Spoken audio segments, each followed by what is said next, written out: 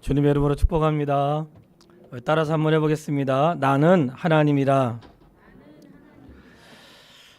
저희가 야곱의 생애를 통해서 주신 은혜가 있고 이제 요셉까지 창세기를 이번 주에 마치게 되는데 야곱과 요셉은 참 성경에서 중요한 인물이죠. 근데 오늘은 야곱과 요셉의 생애 가운데 그들의 신앙의 고백이 그들이 그렇게 하나님을 향한 마음을 고백할 수 있는 것은 하나님이 그들을 향해 끊임없이 인도하시고 보여주시고 또 나타내 주시고 이끌어 주셨던 하나님의 섭리라고 여겨지는 거예요.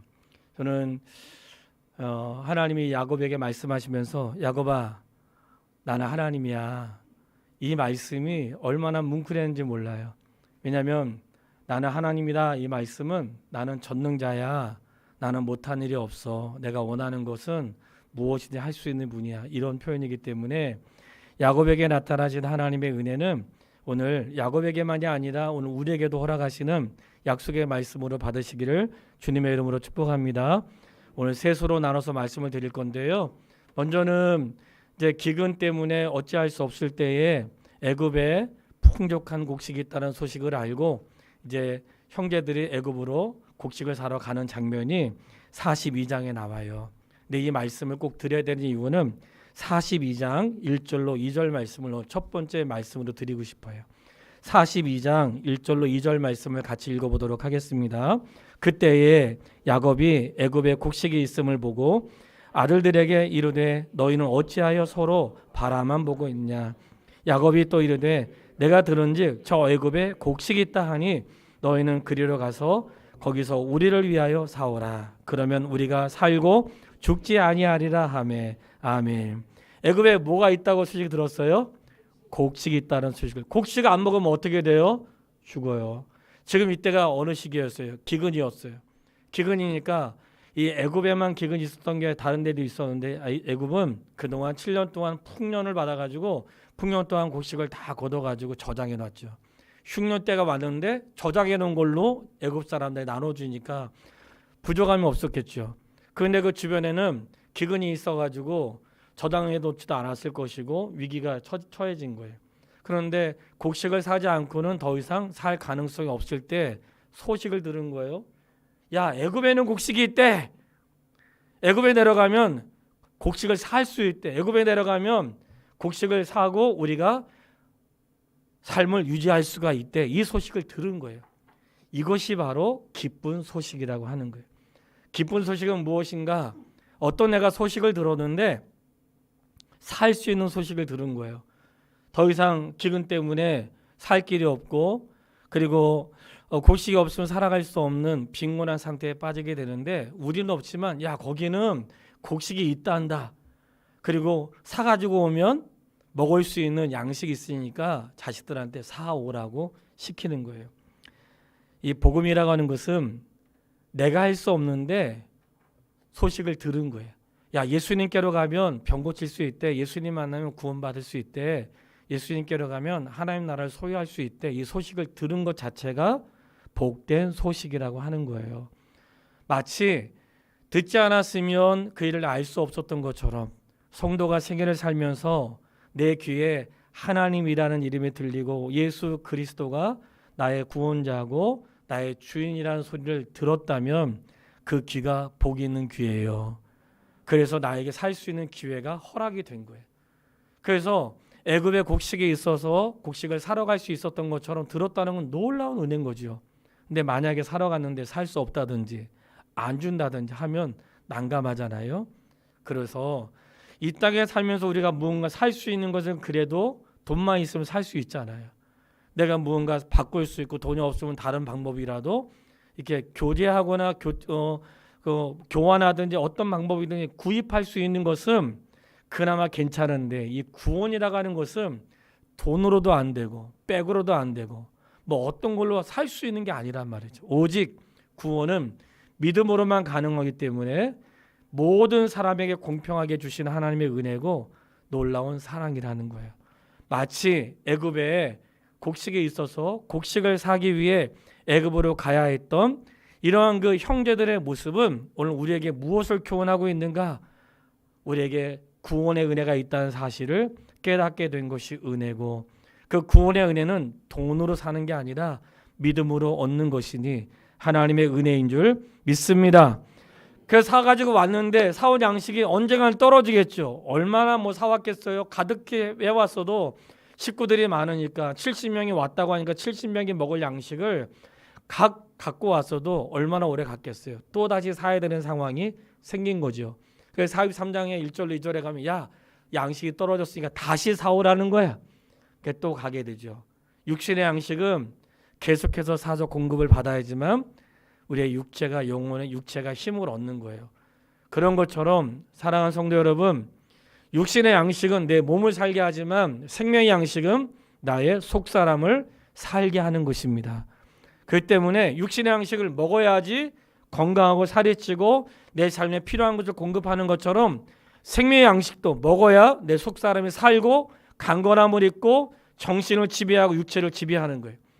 내가 육체의 양식만 먹고 생명의 양식을 먹지 않으면 육체가 내 영혼을 지배하는 인생이 될 것이고, 양식을 잘 먹는 사람은 내 영혼이 나 육체를 지배하는 삶을 살게 될 거예요. 어리석은 자는 육체가 내 영혼을 지배하는 자의 삶을 살아가게 될 것이고, 지혜로운 자는 육체가 나를 지배하는 게 아니라 나의 믿음과 내 영혼의 양식이, 생명의 말씀이 나를 지배하면, 나의 가치관, 나의 걸음, 나의 마음의 태도, 이런 것들을 지배하면 하나님의 기뻐하는 인생을 살아가게 되는 거예요. 우리는 육신의 양식이 부족하면 먹고 또 간식도 먹고 또 사람 만나서 베풀고 하잖아요. 내 생명의 양식은 왜 주일에 한 번 예배 드리고 오후 예배 2번 드리는 걸 힘들어하고, 하루에 밥은 3끼 먹으면서, 그것도 일주일에 한 번 2번 예배 드리는데 엄청 힘들어하고 말이지. 그리고 주일날 수요일날 우리 금요기도회 다시 모이지만은 자신을 돌아보시라, 이런 뜻이에요. 돌아보시고, 내가 하나님 앞에 하는 것은 항상 태도가 중요합니다. 태도가 중요한데, 탕자가 길을 잃고 방황할 때에 탕자의 고백이 있어요. 아버지 집에는 양식이 풍족한 일꾼이 얼마나 많은가. 나는 여기서 줄여 죽는구나. 그래서 아버지에게는 항상 풍족한 은혜가 있다는 것을 탕자도 알았어요. 뭘까요? 항상 아버지께는 풍족한 양식뿐만 아니라 풍족한 은혜가 있어요. 아버지께로 오는 자가 그걸 누리게 되는 것이에요. 바라는 것은 우리 육신의 양식은 먹으면 또 사야 되잖아요. 마찬가지예요. 영혼의 양식도 그걸로 완성되지 않는가. 끊임없이 내 속에 하나님의 말씀을 공급하지 않으면 내 영혼이 시들어가는 거예요. 내 속사람을 강건하게 할 수 있게 되기를 주님의 이름으로 축복합니다. 그렇게 되길 바라요. 그래서 요셉을 만나러 갔는데, 사실은 양식을 사러 가는데 드디어 요셉이 내가 요셉이라고 밝히잖아요. 밝히는데 여기에서 믿음의 사람들의 고백이 나오는 거예요. 45장 5절 말씀을 보세요. 양식 때문에 이루어진 일인데 창세기 45장 5절 말씀을 우리 같이 읽도록 하겠습니다. 당신들이 나를 이곳에 팔았다고 해서 근심하지 마소서, 한탄하지 마소서. 하나님이 생명을 구원하시려고 나를 당신들보다 먼저 보내셨나이다. 아멘. 이게 요셉의 고백이에요. 아니, 형들을 만났는데 얼마나 원수 갖고 싶고 그 과거에 그 생각이 났겠어. 자기가 도와달라고, 날 살려달라고 했는데 그 말을 거절하고 요셉을 팔았을 때에 그 왜 요셉이 어떻게 그 순간을 어떻게 잊겠어요? 잊을 수가 없죠. 그런데 요셉이, 형제들이 요셉에게 양식을 사러 왔을 때 요셉은 쳐다볼 수 없는 위치에 있는 사람이고 감히 요셉을 볼 수 없는 상태에 있었을 때에 요셉이 얼마나 보복하고 그 미워했던 마음이 있겠어요. 근데 요셉이 그리하지 않아요. 형들을 향해서 잔치를 베풀고 이제는 더 이상 자기를 숨길 수 없어가지고 자신을 밝혀내는데, 형들이 얼마나 근심하고 두려워했겠어요. 형들에게 말하기를 당신들이 나를 팔았다고 생각하지 말고 하나님이 당신들의 생명을 구원하시기 위해서 나를 먼저 이곳에 보내셨습니다. 할렐루야. 야, 이렇게 아름다운 신앙을 고백하는 거예요. 내가 지금 잘 되고 이렇게 하나님께서 여건을 주었는데 당신들보다 나를 먼저 보내셨다는 거예요. 따라서 한번 해볼래요? 먼저 보내셨나이다. 먼저가 중요해요. 하나님이 이 모든 상황을 알고 나를 먼저 보냈다는 거예요. 하나님은 이스라엘 백성들의 생애를 인도하실 때에 항상 그 말씀 가운데 드러내신 게 있어요. 이스라엘 백성 광야길 40년의 광야길을 할 때에도 앞에 등장하는 말씀인데 3일길을 앞서 행하시며 항상 먼저 하신다는. 그리고 우리가 아브라함을 통해서 뭐라고 해요? 여호와 이레. 모리아산에서 이삭을 드리려고 할 때 누굴 만났어요? 여호와 이레 하나님 만났잖아요. 여호와 이레. 여호와 이레 뭐예요? 여호와의 산에서 준비드리라. 항상 누가 준비하세요? 하나님 준비하시는 거예요. 그러니까 이 애굽의 이스라엘 백성들 하나님은 과거에 앞으로 미래에 이 땅에 기근 흉년과 풍년과 기근이 올 것을 아셨고, 그리고 그 일로 인하여 이 야곱과 그의 가족이 곤란할 수 있는 상황을 하나님은 아신 거죠. 그래서 그들을 구원하기 위해서 누굴 보내신 거예요? 요셉을 미리 애굽 땅에 딱 보내서 위치를 차지하게 하시고 이 가족들과 이스라엘 백성들뿐만 아니라 그 애굽 사람을 먹일 수 있는 그의 위치에 그를 세우신 다음에 이 야곱의 가족들을 구원하는 그런 일들을 누가 알았을까요? 요셉도 알았다는 거예요. 그게 중요해요. 요셉이 그런 위치에 올라가 있었는데 그것을 하나님의 은혜로 깨닫지 못하고 하나님 앞에서 자기의 삶을 돌아보지 않고 자기의 생각과 자기의 안에만 머물러 있었다면 그런 마음이 없었겠죠. 근데 요셉은 자신의 삶을 하나님의 은혜로 해석을 하는 거예요. 하나님의 은혜로 해석하면서 당신들이 나를 보낸 것이 아니고 하나님이 나를 보내셨습니다. 하나님 앞에서 인생을 해석한 거예요. 오늘 말씀의 주제는 무엇인가? 나는 하나님인데 나는 하나님이라. 그런데 기억나시는지 모르겠어요. 요셉이 감옥에 있을 때에 술 따르는 자하고 떡 굽는 자의 두 사람의 꿈을 해석해 주잖아요. 왕의 신하의 자녀의 꿈을 왕의 신하의 꿈을 해석해 주는데 해석해 줄 때 요셉이 이렇게 말을 했어요. 해석은 하나님께 있습니다. 해석은 하나님께 있습니다. 이 말씀을 드린 이유는 성도 여러분, 해석은 하나님께 있습니다. 내 삶에 굴곡도 있고 어려움도 있고 누가 볼 때 말도 안 되는 일을 만날 수 있어요. 그렇게 사니까 그 모양이지 이런 얘기 들을 수도 있어. 내가 언젠가는 그런 일 만날 줄 알아서 그럴 수도 있어요. 그러나 해석은 하나님께 있는 거예요. 그렇기 때문에 사람의 말에 주눅들거나 위축되지 말고 나를 여기까지 인도하신 하나님에 대한 믿음을 가지세요. 그 요셉은 그 신앙에서 고백한 것을 나를 먼저 하나님이 보냈다고 그렇게 고백을 한 거예요. 당신들이 아니고 하나님이 나를 보내셨다는 거예요. 그리고는 얼마나 멋진 말을 했냐면 45장 24절 말씀에 너무나 멋있는 말을 했어요. 45장 24절 말씀을 같이 한번 읽어보겠습니다. 이에 형들을 돌려보내며 그들에게 이르되 당신들은 길에서 다투지 말라 하였더라. 아멘. 이게 지금 어떤 상황이냐면 요셉이 형제들한테 내가 요셉이라는 걸 말해줬어요. 그리고 아버지를 모시고 오라고 수레도 보내고 이제 막 음식도 싸가지고 보냈단 말이죠. 가면서 집으로 돌아가는 게 형제들이 야, 너 그때 내가 요셉 팔지 말라고 했지. 너 그때 요셉 내 말 들었으면 이런 말이 분명히 있을 것을 요셉이 예상했던 거예요. 돌아가면서 요셉을 팔지 말라고 했던 사람, 요셉을 팔자고 했던 사람, 요셉 죽이자고 했던 사람 형제들 가운데 있을 거 아니에요. 있을 거예요 분명히. 그러니까 그런 일들을 요셉이 예상하고 형님들 돌아갈 때에 다투지 마세요. 이 말은 누가 옳고 굵고 누가 잘못하고 잘하고 따지지 말라는 거예요. 왜냐? 하나님께서 여기까지 인도하셨으니까. 우리에게 이런 믿음이 필요해요. 항상 우리는 뭐 하면 누구 때문에 그리고 너 때문에 그렇고 누가 잘못해가지고 하고 이런 이야기가 우리 속에서 말할 수 있어요. 근데 요셉이 그거를 딱 정리해. 형님들이 한 게 아니고 하나님 인도하셨으니까 앞으로 가보를 묻지 말고 그냥 평안하게 가십시오. 누구 때문에 온 게 아니라 하나님께 나를 인도하셨으니까. 그러면서 인생의 문제를 형들의 문제로 말하지 않고 하나님께서 나를 보내신 걸로 말씀한단 말이죠.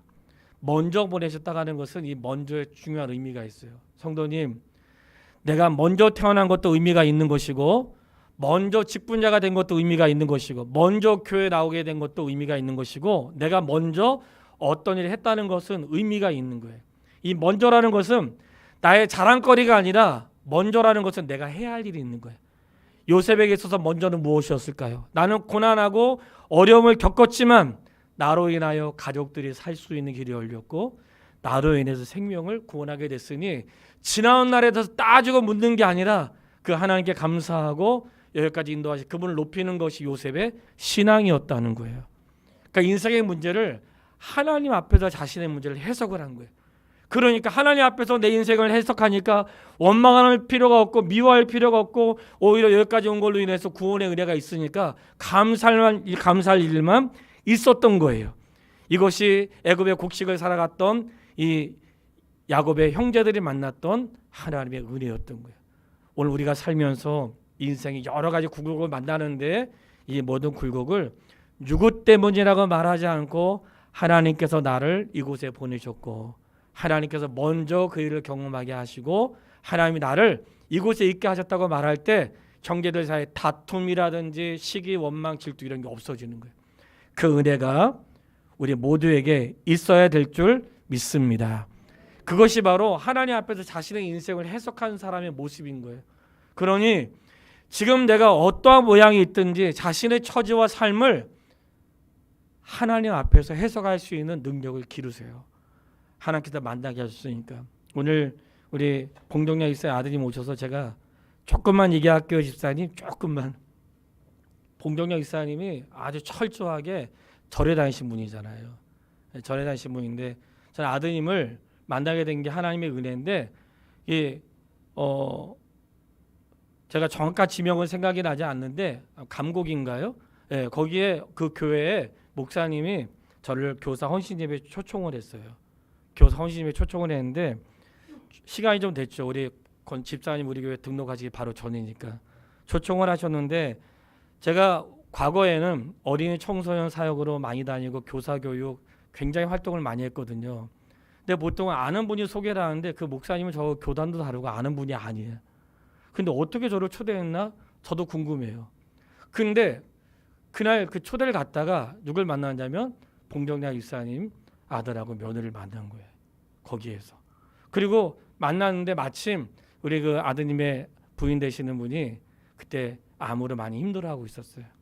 힘들어하고 있는 때에 이 두 분을 통해서 어머니한테 요청을 한 거예요. 어머니가 교회 가시면 제 병이 나을 것 같아요. 그 얘기를 우리 봉정자 집사님 들으셨네. 그리고 마침 우리 교회가 이렇게 가까운 데 있는지 몰랐죠. 그리고 이 아드님하고 며느리가 얘기한 거야. 그리고 저는 집회를 마치고 왔어요. 왔는데 본인 발로 찾아오신 거예요. 이 상가교회에 있는데. 그 본인 발로 찾아오신 거예요. 그 자녀를 위해서도 그렇고 자녀 살리려고 오신 거야. 분명한 것은 집사님 자녀 살리러 왔다고 내가 사는 거야. 할렐루야. 자녀 살리러 왔는데 집사님이 살았네. 알고 봤더니 보통 불자가 아닌 거예요. 예. 보통 불자가 아닌 거야. 근데 그분이 예수님 만나가지고 신앙생활 했는데 나는 아드님이 그 교회 오래 다닌 줄 알았어요. 오늘 말씀 들어보니까 그런 것도 아니더라고. 하나님의 섭리는 너무나 오묘한 거예요. 여러분 내 인생을 내가 만난 현실만 가지고 해석하면 마음 아픈 일 많아요. 속상한 일 많습니다.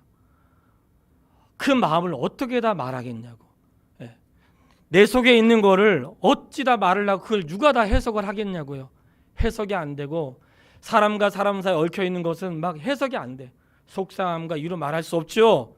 그런데 세월 속에서 내 인생의 문제를 해석은 하나님께 있습니다라고 고백했던 요셉의 고백은 요셉의 꿈만 하나님에게 있는 게 아니라 내 인생의 모든 발걸음과 인생의 여정이 하나님께 있음을 깨달아지는 순간 살아온 삶의 모든 걸음이 은혜가 되고 감사가 되고 감격이 되고 고백이 될 줄 믿습니다.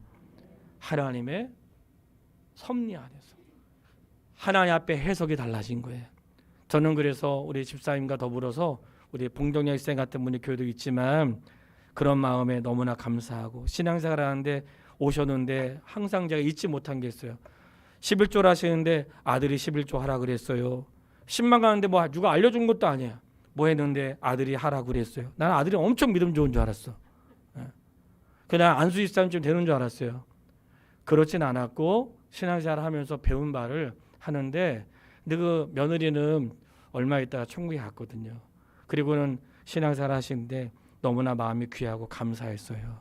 성도 여러분, 우리의 인생의 문제는 해석을 하나님 앞에서 하는 거예요.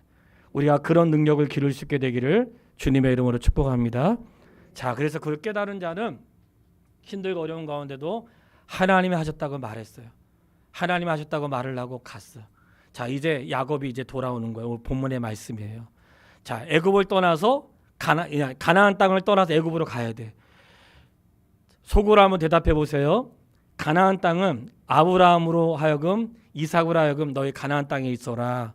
가나안 땅 떠나지 말고. 그리고 예전에 아브라함이 가나안 땅 떠나가지고 애굽 갔다가 한번 큰일 난 일을 한번 만났잖아요. 그런 일을 경험했어. 그리고는 그의 아버지 이삭이 야곱에게 야, 너는 가나안 땅 떠나지 말라 그랬단 말이죠. 근데 지금 먹을 데가 없고 기근에 애굽에 아들 요셉이 있고 아들이 오라고 다 보냈어. 떠나야 돼요, 떠나지 말아야 돼요. 고민되는 거예요. 왜냐하면 과거로부터 하나님의 그 말씀으로는 애굽의 땅에 내려가지 말라고 했고 가나안 땅에 머물러 있으라고 했는데, 막상 들고 출발을 했는데 이 오늘 본문의 말씀은 46장 1절의 말씀, 본문의 말씀은 이스라엘의 모든 소유를 이끌고 떠나 브엘세바에 이르러 그의 아버지 이삭이 하나님께 희생 제사를 드리더니, 이 브엘세바는 애굽과 이 가나안 땅의 경계선에 있는 거예요. 경계선인데 애굽으로 딱 넘어가기 전에 브엘세바에서 내가 하나님께 예배를 드려야 되겠다, 하나님께 여쭤봐야 된다고 생각을 한 거예요. 그래가지고 요셉이 이 야곱이 가나안에서 오라고 했으니까 더 이상 가나안에 살 수는 없고, 그런데 가나안 땅에 있다가 애굽으로 내려가기는 그동안의 삶 가운데에서 여정을 볼 때 이게 하나님께 여쭤봐야 될 것 같은 생각이 들었던 것 같아요. 그래서 그 경계선에 있는 브엘세바에서 제단을 쌓은 거예요.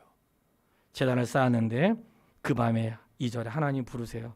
그 밤에 하나님 이상 중에 이스라엘에게 나타나 이르시되 야곱아 야곱아 하시니 야곱이 이르되 내가 여기 있나이다.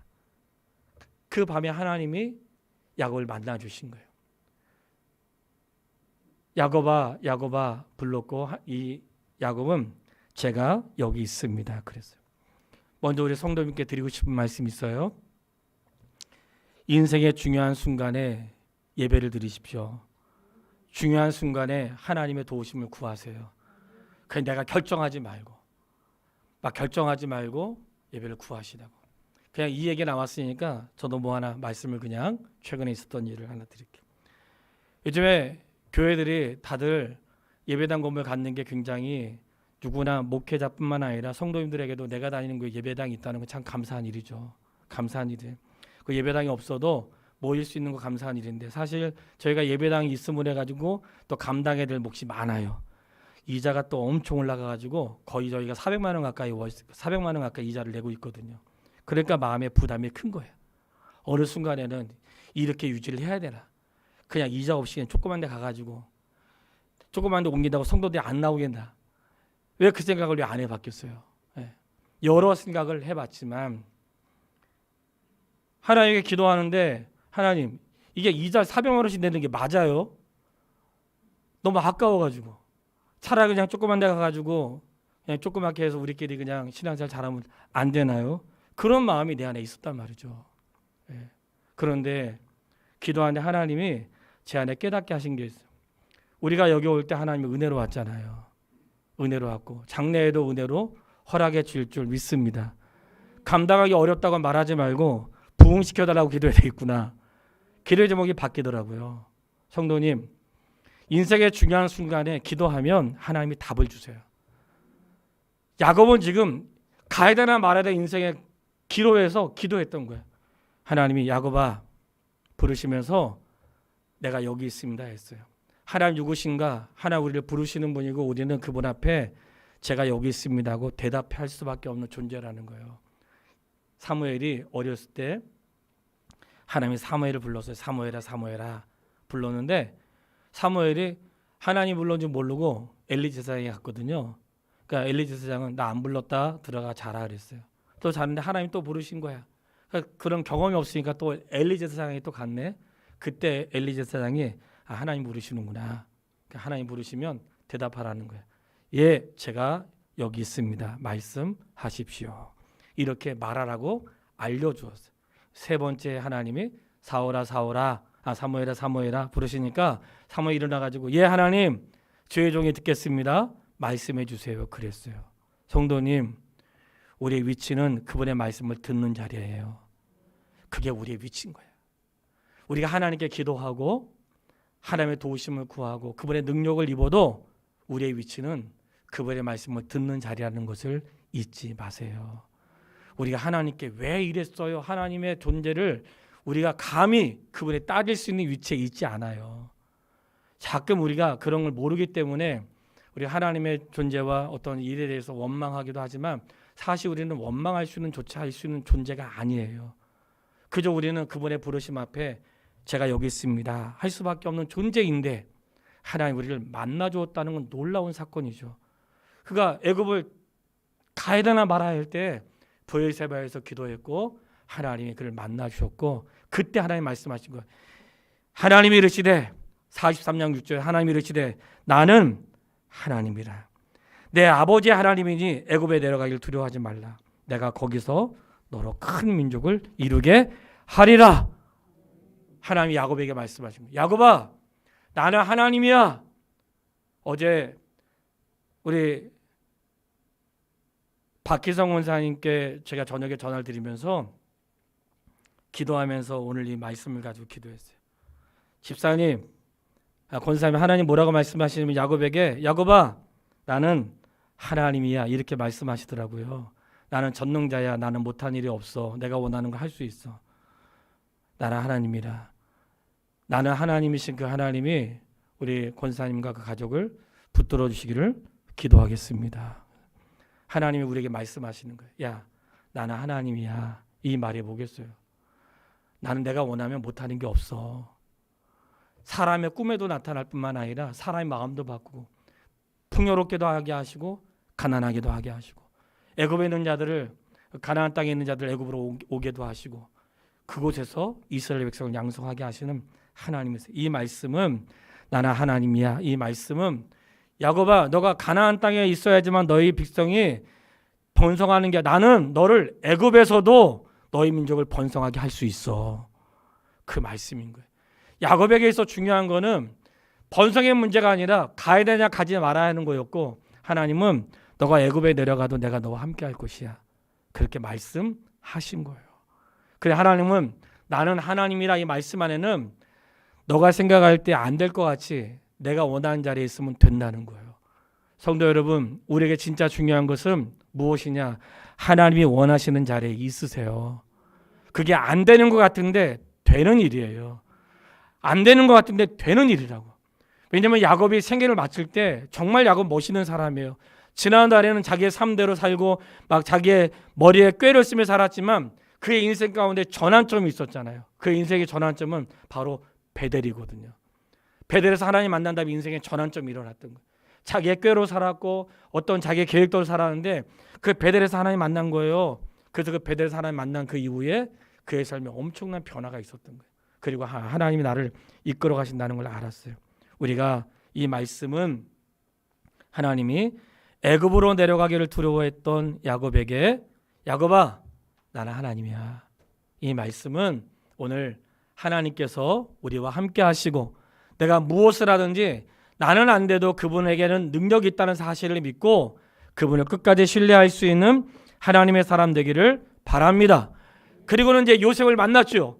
요셉을 만나가지고 이제 가나안 땅에 가나안에서 애굽으로 왔으니까 애굽 땅에 정착해 살아야 되는데 요셉이 이렇게 얘기했어요. 46장 33절로 34절 말씀을 우리 같이 읽도록 하겠습니다. 33절로 34절 말씀. 바로가 당신들을 불러서 당신의 직업이 무엇이냐 묻거든 당신들은 이르기를 죄의 종들은 어렸을 때부터 지금까지 목축하는 자들이 온데 우리와 우리 선조가 다 그러하니이다 하소서. 애굽 사람은 다 목축을 가증히 여기나니 당신들이 고센 땅에 살게 되리이다. 아멘. 애굽 사람들은 무엇을 가증히 여겨요? 목축하는 사람들을 가증히 여겼다는 거예요. 그러니까 히브리 사람들을 싫어했죠.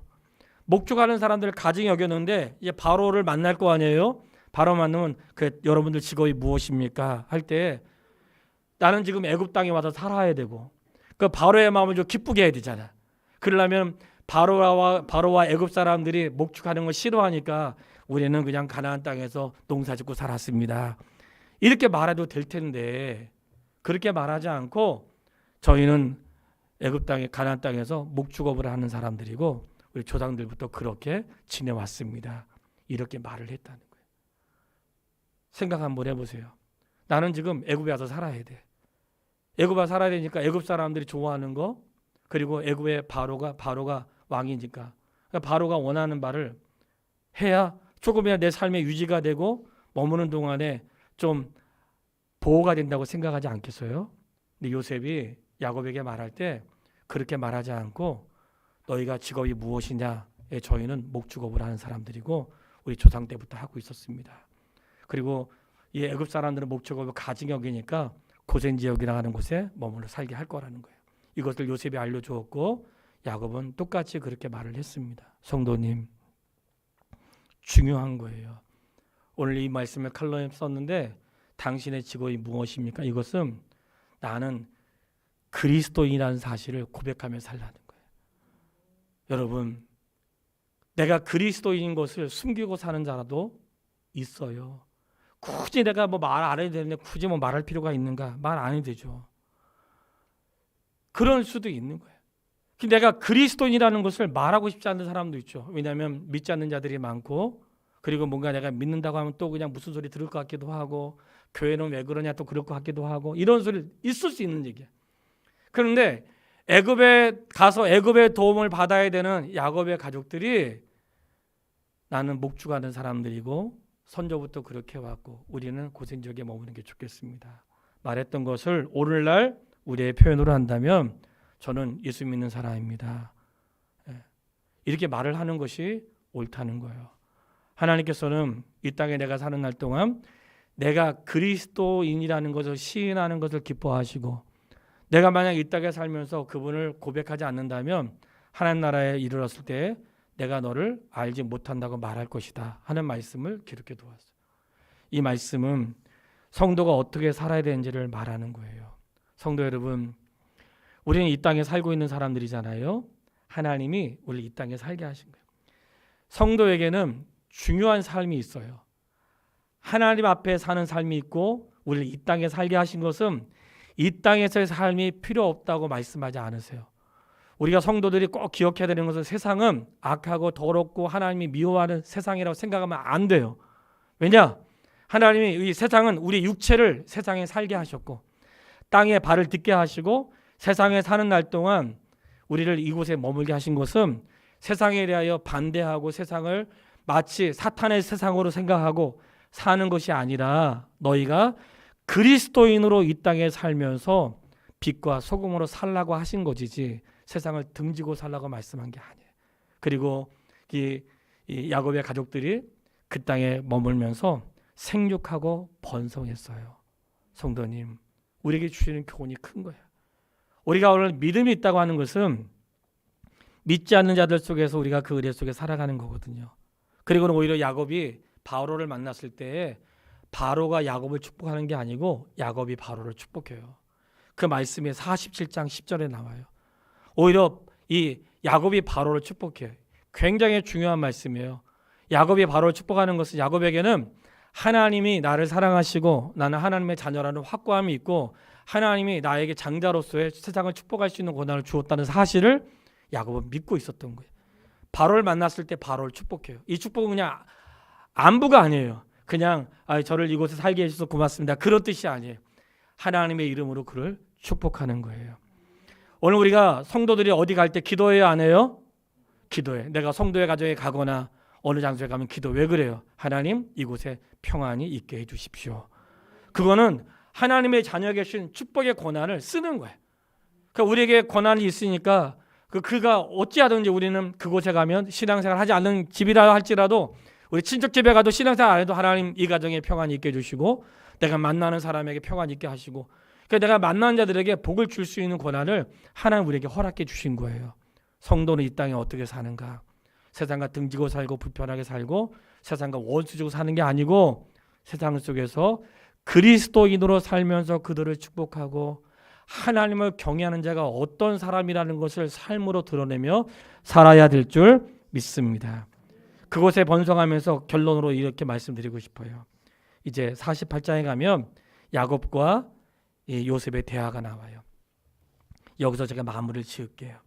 48장 3절 말씀을 같이 읽겠습니다. 48장 3절 요셉이 이르되 이전에 가나안 땅 루스에서 전능하신 하나님이 내게 나타나사 복을 주시며, 루스는 베델을 말하는 거예요. 루스라는 땅의 본래 지명은 루스였고 그 이름이 베델인데 야곱이 말하는 거예요. 어떤 하나님이요? 나는 지금까지 전능하신 하나님께서 복을 주시고 여기까지 왔어. 이렇게 말한 것이고, 그렇게 말하는 가운데 그의 고백이 너무나 멋진 고백이 48장 15절로 16절에 있습니다. 같이 읽고 싶어요.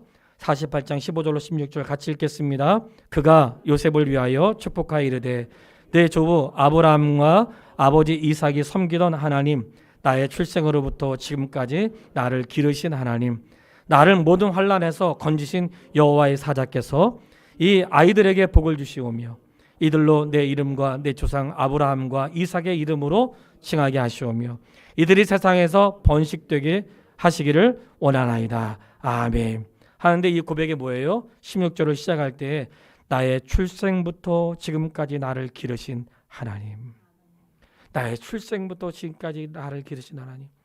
오늘 야곱의 출생부터 지금까지 야곱의 생애만 기르시고 인도하신 것이 아니라 우리의 출생부터 지금까지 기르시고 인도하신 분은 하나님이신 줄 믿습니다. 그가 또한 고백하기를 나를 모든 환난에서 건지신 여호와의 사자께서, 나를 모든 환난에서 건졌다는 게 뭐예요? 내 힘으로 할 수 없다는 거죠. 누가 나를 건져주는 거라 그랬어요. 우리가 지난 시간 우리 학생들이 이 구원의 서정에 대해서 말씀을 듣고 이번 집회가 있었다고, 수련회가 있었다고 했어요. 말씀드렸죠. 구원은 뭐라고 했어요? 내 힘으로 할 수 있는 게 아니라고 했어요. 물에 빠진 사람을 누가 건져내줘야 되는 것이고, 그리고 뭔가 물에 빠져 아무것도 내 힘으로 할 수 없는 걸 누군가 나에게 생명을 불어주고 누군가 나에게 숨쉬게 해주고 누군가 나를 도와줌으로 내가 사는 것을 건졌다고 하는 거예요. 그런데 야곱이 지나온 생애 가운데 고백하면서 출생부터 지금까지 하나님이 나를 인도하셨고 모든 환난에서 나를 건져 주셨다는 거예요. 이게 하나님의 은혜로 살아온 사람들의 고백이에요. 저는 성도님들이 그렇게 야곱처럼 고백할 수 있게 되기를 바랍니다. 앞으로도 남은 생애에 환난이 있을지라도 건져주실 하나님을 기대하고요. 그리고는 야곱이 요셉에게 다시 한번 권하는데 48장 21절로 22절 말씀, 48장 21절로 22절 같이 읽겠습니다. 이스라엘이 요셉에게 또 이르되 나는 주구나 하나님이 너희와 함께 계시사 너희를 인도하여 너희 조상의 땅으로 돌아가게 하시려니와. 아멘. 여기까지만 읽겠습니다. 야곱이 요셉에게 말하는 거예요. 요셉아, 나는 죽지만 하나님이 너와 함께 계셔서 다시 가나안 땅에 돌아가게 하실 거야. 할렐루야. 성도 여러분, 이게 우리의 믿음인 거예요. 나는 죽어도 하나님 살아계셔. 얘들아, 아빠는 죽지만 하나님 살아계신다. 엄마는 여기서 삶을 마치지만 하나님 살아계신다. 비록 우리가 하나님께 약속하셨는데 약속이 가나안 땅에서 약속을 주었는데 우리가 지금 비록 애굽에 내려왔지만 하나님이 너희들을 반드시 가나안 땅으로 인도하실 것이고 약속을 이루실 것이다 하면서 야곱의 고백은 나는 죽으나 하나님이 너희와 함께 계셔서. 여러분, 이게 우리의 신앙의 고백인 거예요. 이게 신앙 고백. 내가 죽으면 어떡하지? 걱정하지 마세요. 내가 맞으면 어떡하지? 야곱은 내가 죽지만 하나님이 살아계셔서. 살아있는 동안에 성도들이 해야 될 일은 살아있을 때 남편과 자식들 예수 앞에 나올 수 있도록 하는 거, 그거 우리의 역할 맞아요. 그저 그냥 최선을 다해서 결과 주께 맡기고 최선을 다해서 하는 거 맞습니다. 그리고 인생 끝나는 날 얘들아, 나는 죽지만 하나님께서 너희와 함께 계셔서 인도하실 걸 믿는다는 아름다운 고백은 우리 모두의 고백이 되면 좋겠습니다. 결론이에요. 해석은 누구에게 있어요? 하나님께 있어요. 해석이 하나님께 있다고 믿는 사람들의 삶의 태도는 달랐던 거예요. 그 하나님이 실제로 그렇게 고백할 수 있었던 것은 하나님이 야곱을 만나셔서 야곱아 나는 하나님이야. 이 말씀은 엄청난 놀라운 고백입니다. 하나님이 나는 하나님이야. 성경에 나를 하나님이라고 말씀할 때 출애굽기 3장에 말씀하시는 나는 스스로 있는 자라고 말씀하세요. 어떤 누구도 그리할 수 없는데 하나님 스스로 계신 분이에요. 그리고 그분은 원하시는 말을 할 수 있는 분이세요. 우리의 인생이 하나님하고 함께 있는다는 것은 복된 인생이에요. 나의 인생의 삶을 오늘 말씀을 통해 하나님 우리에게 말씀하세요. 나는 하나님이다. 이 말씀은 하나님은 못하시는 것이 없고 원하시는 것을 이루시는 분이세요. 내 인생의 구원의 문제를 여기까지 인도하신 하나님께서 앞으로도 인도하실 걸 믿고, 그리고 무엇보다도 내일 뭐라 안 되고 실족할지라도 나는 죽으나 하나님 살아계셔서 역사를 이루어 가시고 반드시 성취하신다는 사실을 믿음으로 바라볼 수 있게 되기를 주님의 이름으로 축원합니다. 이 시간 같이 한번 기도하겠습니다. 하나님, 하나님은 하나님이십니다. 하나님 전능하신 분입니다. 저는 하나님을 믿습니다. 우리 그렇게 고백하고요. 저도 지금까지 온 동안 인생에 여러 가지 굴곡이 있었지만 내 인생을 하나님의 이름으로 해석하게 해주세요.